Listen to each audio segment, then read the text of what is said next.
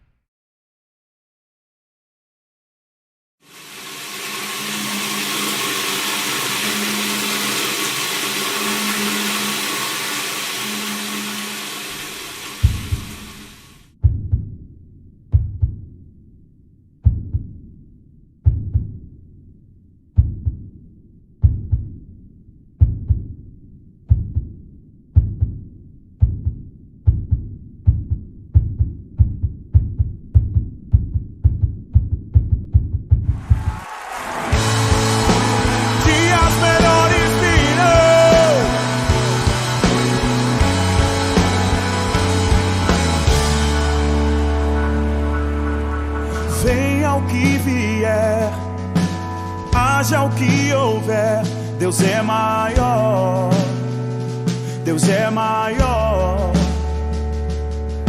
Não vou me abalar, firmado eu estou num Deus maior, num Deus maior. Erguemos o teu nome, tu és a salvação, pois nem olhos viram, ouvidos ouviram que Deus preparou. Grandiosas, insondáveis maravilhas Deus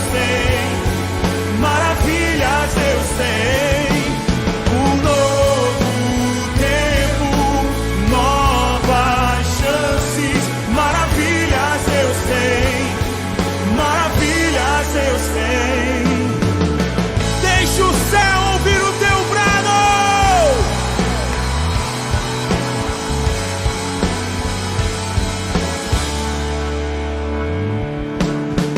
Venha o que vier, haja o que houver, Deus é maior, Deus é maior.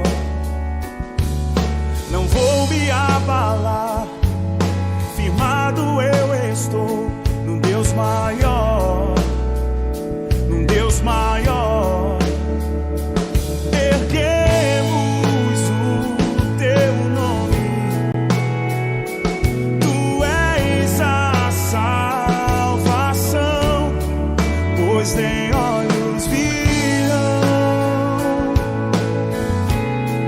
ouvidos ouviram que Deus preparou, pois nem olhos viram, ouvidos ouviram que Deus preparou. Grandiosas, insondáveis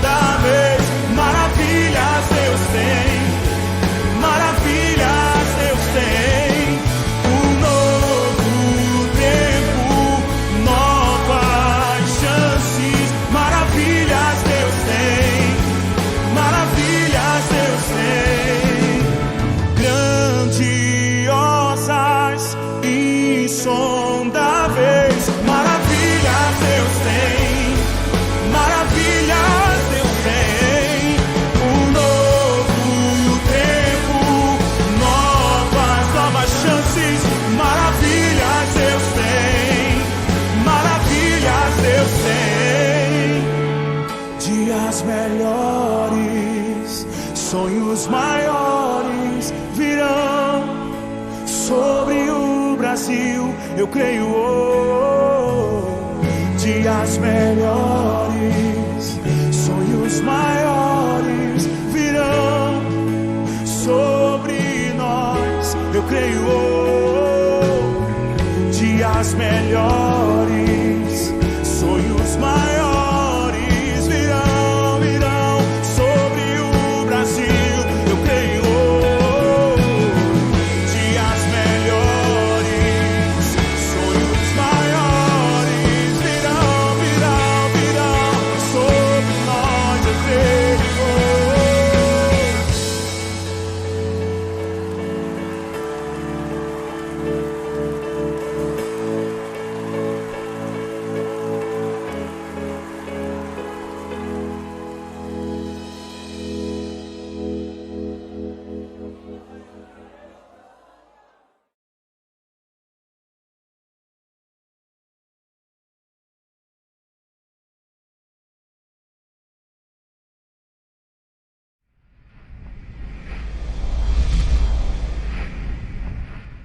Vez, falando daquilo que Deus colocou no nosso coração.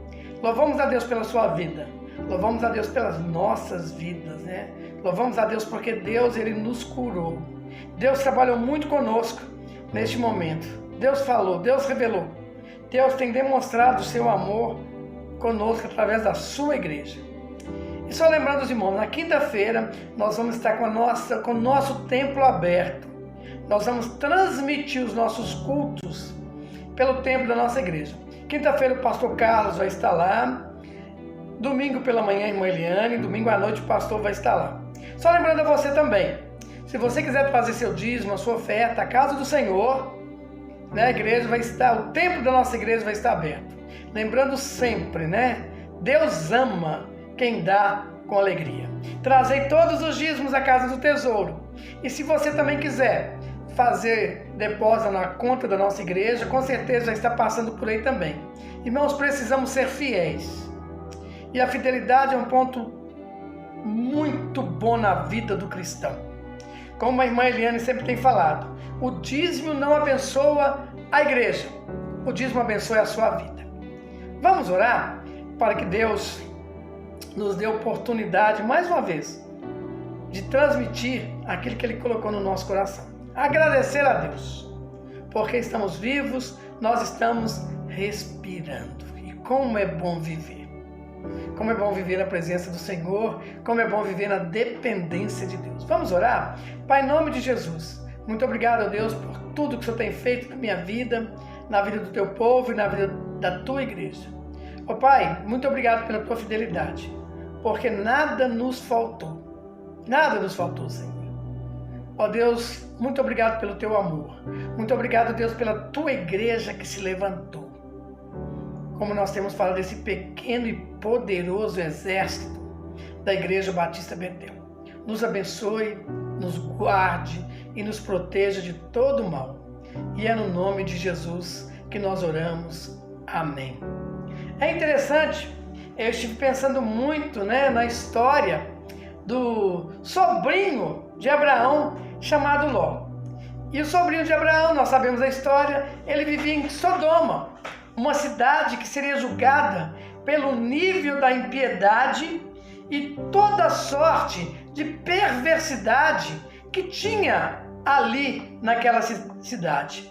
Na minha infância, no colo da minha mãe, eu vi muitas histórias da Bíblia.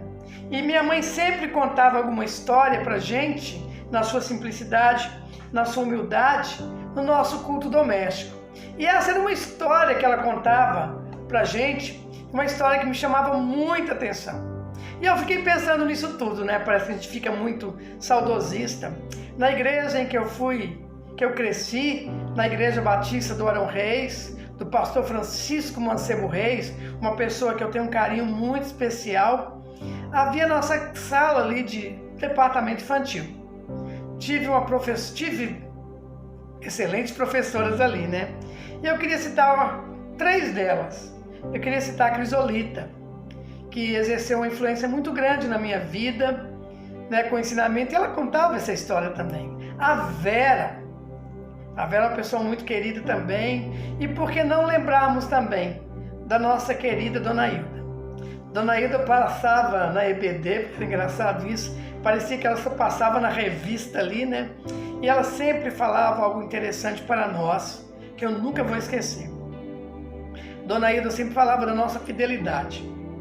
E ela sempre deixava claro para nós, na sua ronda ali na EBD, né? Ser fiel até a morte. E é interessante que na minha mente de criança, eu ficava imaginando aquela cena e pensando por que aquela mulher fez uma bobagem tão grande numa hora tão decisiva, numa hora de livramento.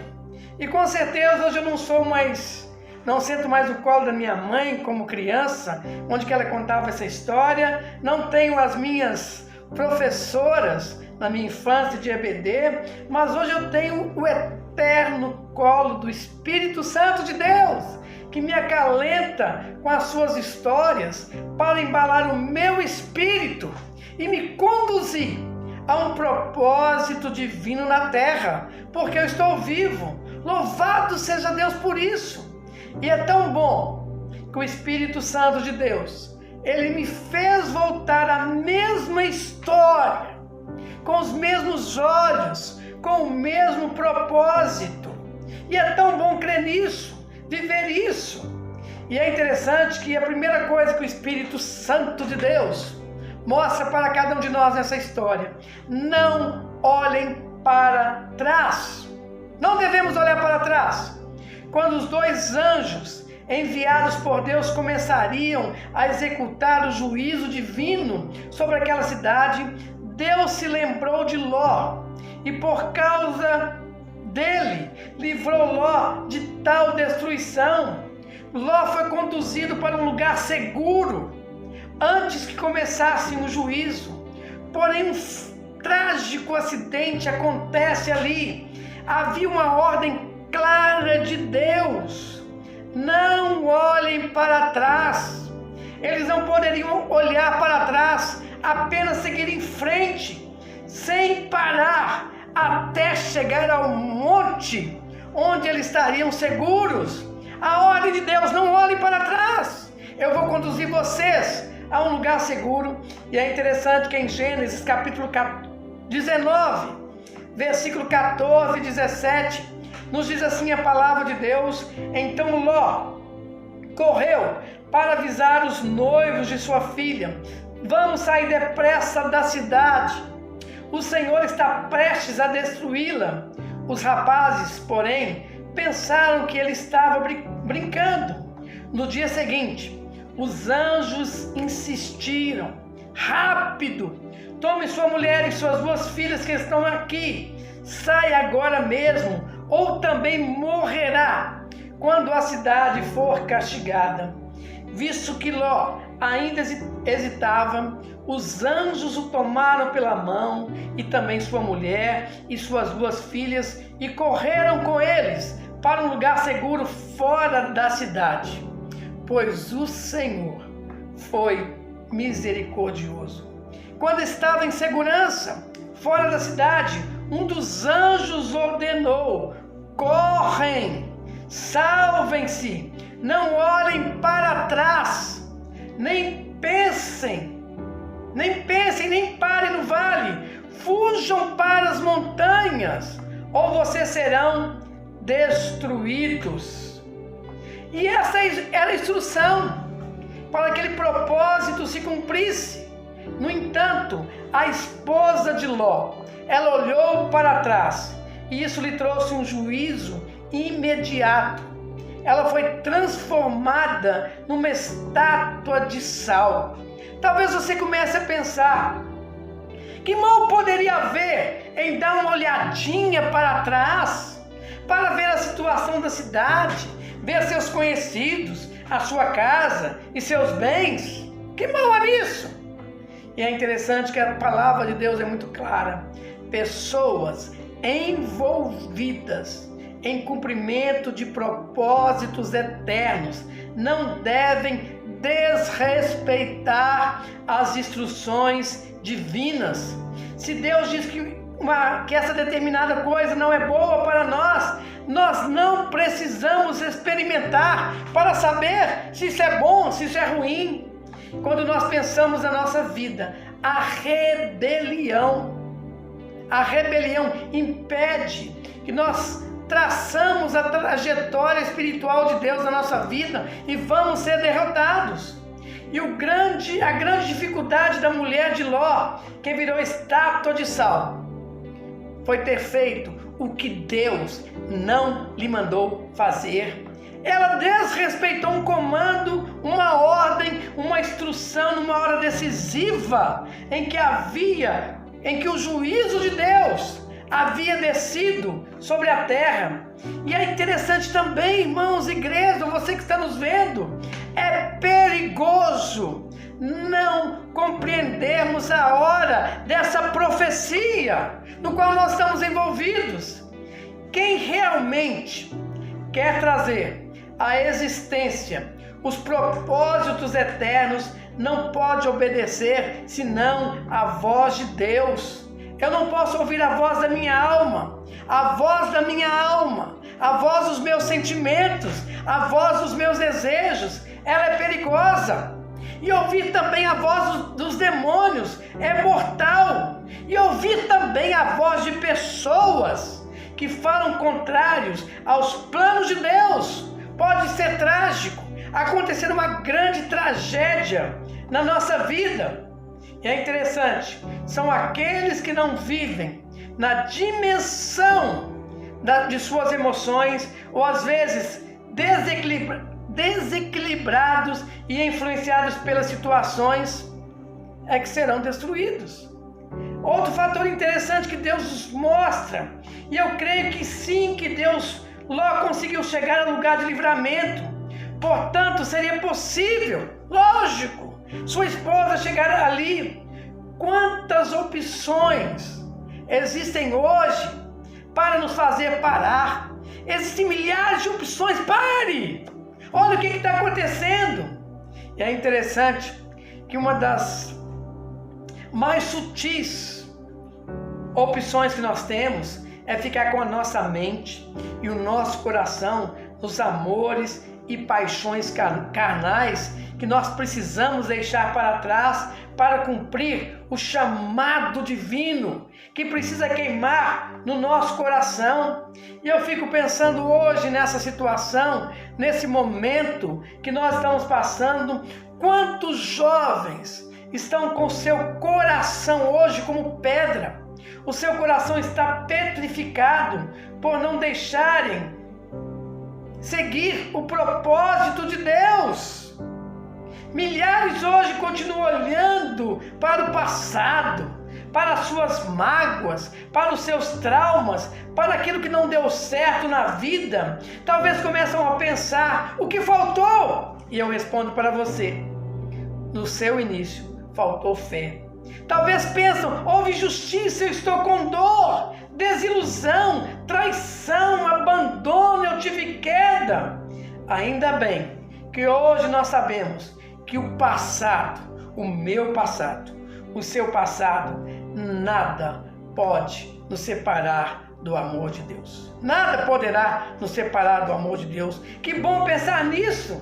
E é interessante que Paulo, em Romanos capítulo 8, versículo 1, Paulo é bem claro com relação a tudo isso. Portanto, já não há nenhuma condenação para aqueles que estão em Cristo Jesus. E ele continua toda essa sua tese, todo esse propósito de trazer essa revelação de Deus para nós. Quem se atreve a acusar os escolhidos de Deus? Ninguém, pois o próprio Deus nos declara justos diante dele. Quem nos condenará então? Ninguém, pois Cristo Jesus morreu e ressuscitou, está sentado no lugar de honra à direita de Deus, intercedendo por nós. Aleluia! Que consolo para nós que queremos prosseguir, Que perdão poderoso de Deus, que nos faz livres para prosseguirmos nos passos do propósito de Deus. E é tão bom deixar bem claro, falar isso: minhas misérias do passado não podem mais me prender, e isso é ótimo. Que conforto de Deus para cada um de nós. E Paulo, em Filipenses, capítulo 3, versículo 13, na nova versão transformadora, que nós estamos usando na nossa igreja: irmãos, quanto a mim, não julgo que eu haja alcançado, mas uma coisa faço, e é que, esquecendo das coisas que para trás ficam e avançando para as coisas que estão diante de mim. Por mais que as experiências amargas do nosso passado insistam em prender os olhos nelas, eu preciso soltá-las hoje mesmo. Eu preciso não olhar para trás e seguir em frente. Siga em frente, siga em frente. Diz o Espírito Santo de Deus para cada um de nós hoje. E é interessante que a palavra de Deus é muito clara. Eu também não devo parar na campina. Quem quiser cumprir o plano de Deus para a sua vida deve ser zeloso. Eu preciso observar e ficar atento a todo comando divino. Quem tem uma visão para cumprir, e eu tenho, você também tem, não pode se envolver com todo tipo de situações que encontrar pelo caminho, ainda que sejam lícitas. Há coisas que não têm nada de errado em si, mas não fazem parte do propósito de Deus. Em outras palavras, o anjo disse para a família de Ló: não percam tempo, sigam o caminho do propósito. E bem rápido, igreja, não perca tempo, siga o caminho do propósito. Quem tem uma missão divina não pode bater todo tipo de papo, para não ficar num papo furado de alguns. É preciso discernir todas as coisas e saber o que vai me incentivar a cumprir o meu chamado. O que vai determinar isso? Eu entendo hoje que a minha geração, ela vive, até hoje, mesmo nesse momento, ela vive embriagada com esse passatempo moderno, com a moda, com a luxúria, com a fama, com a competição, com a situação dos mercados de trabalho, a minha promoção, meu status, o que eu tenho, talvez a tecnologia, jogos virtuais. É a era da tecnologia.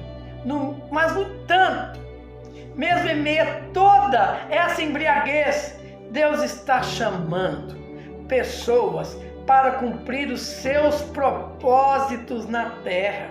Talvez você que esteja ouvindo minhas palavras seja um destes que Deus está levantando. Eu estou levantando você para que você possa cumprir o meu propósito aí na terra.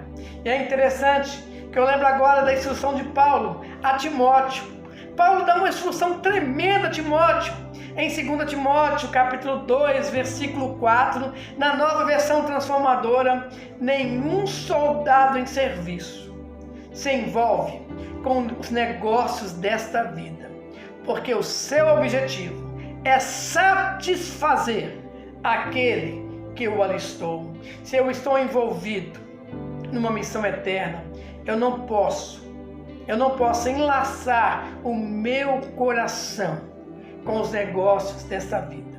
Com certeza lidamos com eles, mas nós não podemos deixar que ele nos domine. A nossa prioridade é escutar a voz de Deus, estar atentos àquilo que Deus está falando. Mas voltando ao texto, não é interessante, pastor, o que é essa estátua de sal dessa mulher de Ló tem a ver com o que a gente está passando hoje? Quando nós pensamos nisso, milhares de pastores, homens e mulheres chamados por Deus em todo o mundo, pararam, ficaram pelo caminho e se transformaram em estátua de sal. Qual a razão disso tudo? Porque eles não compreenderam as instruções de Deus, continuaram a fazer o que querem. Essas pessoas seguem andando normalmente, levando suas vidas naturalmente, mas o foco não é o propósito de Deus, não é Deus. Saíram do plano de Deus. Deus não ocupa o primeiro lugar na sua vida. Tornaram-se estátuas porque pararam no tempo e no espaço da estrada de seus chamados e não fazem mais nada para cumprir o propósito de Deus. Não conseguem dar mais um passo sequer. Ficaram parados por causa da situação de suas vidas, como não deixaram que Deus tratasse no íntimo do seu coração. E é interessante que os anos passam muito rápido no caminho do propósito e é preciso estar atento, muito mais hoje, para não se perder, pois chegamos aos 30 anos, 40 anos, depois os 50, 60 e 70 e talvez alguns chegam até 90. A atitude do coração tornou essas pessoas petrificados. O seu coração de pedra, sem reação, sem nenhuma expressão de Deus, eles estão mortos no chamado de Deus e na sua visão. Eu penso que a pergunta que deve ser feita nessa manhã para você que está nos assistindo, que você vai ver também, qual a atitude de seu coração? Porque ficaram com seu coração tão duro como pedra ao longo da estrada do propósito que Deus determinou. E é interessante que nossas igrejas hoje podem ser museus para guardar essa estátua de sal de gente viva, ou seja, pessoas que um dia andaram no propósito e hoje não andam mais. Eu conheço dezenas de pessoas que um dia foram, desculpa a expressão, foram extremamente ungidas e usadas por Deus. E hoje ninguém mais sabe se elas estão vivas no Brasil. O que houve com essas pessoas que nem apareceram mais? O que aconteceu com essas pessoas? Que tristeza isso! Viajaram. Talvez o violão quebrou. Quem vai secar as lágrimas quentes de adoração que derramavam sobre a face quando estavam na igreja do Senhor? Mudaram de país, mudaram de igreja. O que houve? Quem lhes calou a voz? Porque os seus pés estão amarrados. Quem lhe fez cessar esse cântico que a tantos trazia conforto, cura e esperanças para os corações? Quem tirou tanto passo do púlpito? Porque ficaram no anonimato. Um dia cantou, um dia salmodiou, um dia profetizou, sonhou, ensinou, dançou, evangelizou milhares, curou centenas de pessoas, por que não? Expulsou milhares de demônios, pregou centenas de sermões ungidos, orou, teve muitos grupos familiares, o PGM, como é o nosso caso, o Célula, não sei qual é o seu caso, tiveram muitos discípulos, amou a visão, passou anos se dando por aquela visão, mas hoje o seu coração petrificou, o seu coração ficou como pedra, estão estáticos, parados como estátua aí, imóveis e indiferentes ao mover do Espírito Santo. Perderam a seiva da videira verdadeira que é Jesus. Perderam a ação do Espírito Santo de Deus e olharam para trás. E surge para nós talvez uma pergunta: pastor, quem lhe petrificou? Quem fez com que esse coração ficasse duro como uma pedra. O que nos petrifica, que deixa nós duros, né? É o desejo do nosso próprio coração. É quando nós queremos ser independente de Deus. E o nosso orgulho começa a alimentar a nossa vaidade. É a nossa rebelião de olhar para onde o nosso eu quer e não para onde Deus nos manda olhar. E a pior rebelião é essa: eu quero olhar, não onde Deus manda que eu pare para olhar. Quem é idólatra de si mesmo, dia menos dia, se tornará uma verdadeira estátua de sal pelo meio da igreja e pelo meio do mundo. O eu dessas pessoas é tão grande que não há lugar para obedecer ao que Deus lhes manda fazer. Tem tempo para tudo, menos para o que Deus lhe manda fazer. É interessante, né? Que nessa pandemia nós tivemos tempo para tudo. Tivemos tempo para ir ao açougue, tivemos tempo para ir à farmácia, normal, como se nada tivesse acontecido. Tivemos tempo para ir ao supermercado. E a última preocupação do nosso tempo foi de estar na casa do Senhor. É a ditadura. É uma ditadura, é a ditadura do meu trabalho, minha família, minha casa, minhas coisas, minha preocupação, meu dinheiro e meu cuidado. Eu preciso cuidar de mim. E é isso que nós vivemos, a ditadura do eu. E a ditadura do eu petrifica o nosso coração. Eu vou me isolar, eu vou cuidar de mim, tudo é meu, tudo é para mim. Tudo tem que ser feito por mim. Quem assim procede não consegue sair no caminho do propósito e fica paralisado por anos sem sair. Se tornar uma grande estátua. Corações endurecidos são a causa porque a igreja parou no tempo. Deus diz: corram, porém ficam pensando ainda no meu, isso é meu, e não tiramos o pé do canto pela falta de identificação com aquilo que é de Deus. Eu sou de Deus, você é de Deus. E quem parou? Porque está na ditadura do seu eu. É hora de sairmos, irmão, dessa região da desobediência para sempre. Chega de estátua de sal. Nesse momento que nós estamos vivendo, que venha o fogo do céu sobre a minha geração e nos converta o nosso coração, para que chegue, antes que chegue, o fogo do juízo divino que está por vir. E eu vou estar pregando hoje à noite. O fogo, ele não vem para destruir o servo de Deus.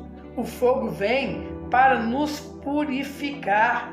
Eu não quero ficar com o meu coração petrificado. Eu não quero ser pastor de uma igreja cheia de estátua de sal. Eu não quero ser pastor de uma igreja onde que a ditadura do eu permaneça. Mas eu quero ser pastor de uma igreja em que nós aprendamos a viver, que onde há união, onde tem comunhão, a bênção do Senhor está presente. Que nós possamos, com todo o nosso coração, dizermos: venha avivamento. Venha um grande avivamento sobre a Igreja Batista Betel. Que nós queremos ter um coração contrito, um coração derramado diante do Senhor, e não um coração de pedra. E que Deus assim nos abençoe. E nós estamos chegando. Até aqui nós chegamos pela fé. Até aqui nós vamos seguir pela fé no propósito de Deus. Eu não quero olhar para trás. Eu quero prosseguir para o meu alvo. Eu quero continuar olhando para Jesus, o autor e consumador da minha fé. Feche seus olhos, agradeça a Deus ou peça a Deus uma renovação para a sua vida. Peça a Deus uma unção dobrada para a sua vida. Que nós possamos aprender a depender do Senhor a cada dia, nesse momento. Deus está cuidando de mim. Deus está cuidando de nós. Deus está cuidando da sua igreja. Vamos orar? Pai, muito obrigado por tudo. Muito obrigado, Deus, porque o Senhor nos renova a cada dia. Muito obrigado por Jesus Cristo. Muito obrigado, Pai, pela ação do Espírito Santo de Deus, que nos convence e que determina o propósito para onde nós devemos ir. Pai, nós não queremos olhar para trás, mas nós queremos prosseguir para o nosso alvo. E é no nome de Jesus que nós oramos. Amém. Chegamos ao final dessa primeira etapa, né? Vitória em tempo de crise. E é interessante, quando eu era pequeno, bem pequeno, né? Era membro da Igreja Batista, o Arão Reis, lá em Belo Horizonte. Havia uma música que a gente cantava, né? Ver a vitória, proclamar com real prazer. Ver a vitória, com Jesus nós vamos vencer. Ver a vitória, se faltar prazer e luz, tudo nos dá Jesus. Porque temos a vitória, porque Ele a conquistou lá na cruz. Esperamos por você na nossa próxima quarta-feira. Compartilhe essa mensagem com aqueles que precisam entender que só em Jesus nós temos a nossa vitória. E que Deus assim te abençoe. E que o Senhor possa te guardar. Que o Senhor possa renovar a sua vida em todos os momentos que você precisa. Amém.